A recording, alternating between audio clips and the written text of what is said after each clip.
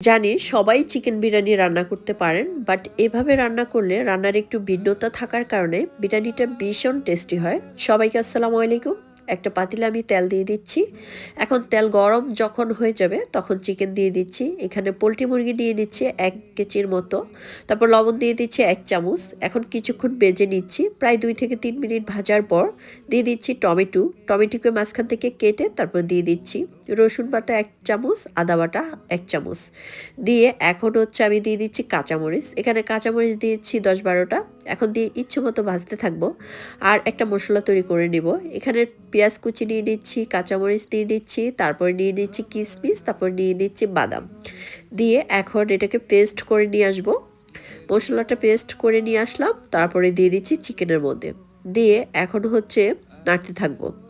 আর এইভাবে চিকেন বিরিয়ানিটা একবার হলো ট্রাই করবেন, তার স্বাদ দ্বিগুণ হবে, খেতে ভীষণ মজার। একটু দিয়ে দিচ্ছি আমার স্পেশাল বিরিয়ানি মশলা আর দিয়ে দিচ্ছি কিছু আস্ত মশলা, লং, এলাচ, দারচিনি, তেজপাতা দিয়ে এখন এটাকে নাড়তে থাকবো। তারপরে দিয়ে দিচ্ছি একটু ধনের গুঁড়া, একটু জিরের গুঁড়া দিয়ে তারপরে দিয়ে দিচ্ছি টক দই। এখানে আমি 3 থেকে 4 টিস্পুন টক দই দিয়ে দিচ্ছি। এখন নাড়তে থাকবো। কিছুক্ষণ কষানোর পর দিয়ে দিচ্ছি ভেজে নেওয়া আস্ত আলু।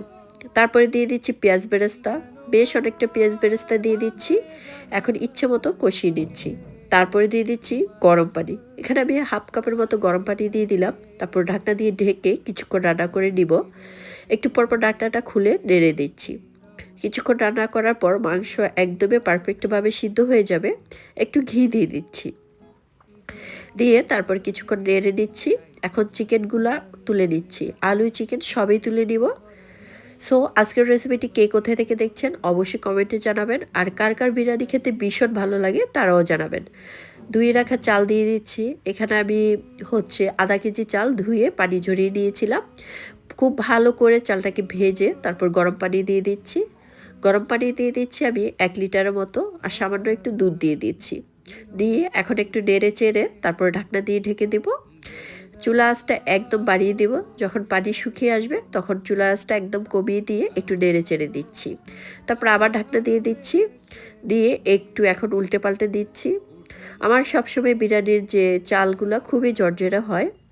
তারপরে এই যে দিয়ে দিলাম হচ্ছে আপনার চিকেন আর আলু যেগুলো রেখেছিলাম, একটু আলু পকোড়া দিয়ে দিচ্ছি। দিয়ে এখন খুব ভালোভাবে আর একটু পেঁয়াজ বেরেস্তাও দিয়ে দিচ্ছি খানিকটা। এখন খুব ভালোভাবে চেপে চেপে এটাকে বসিয়ে দেব। একটু কেওড়ার জল দিয়ে দিচ্ছি, তারপরে কিশমিশ দিয়ে দিচ্ছি। ঢাকনা দিয়ে ডেকে 10 থেকে 15 মিনিট কম আঁচে আমি জাল করে নিচ্ছি। ফাইনালি আমার chicken biryani ready. It was so good food. সবাইকে আল্লাহ হাফেজ, বাই বাই।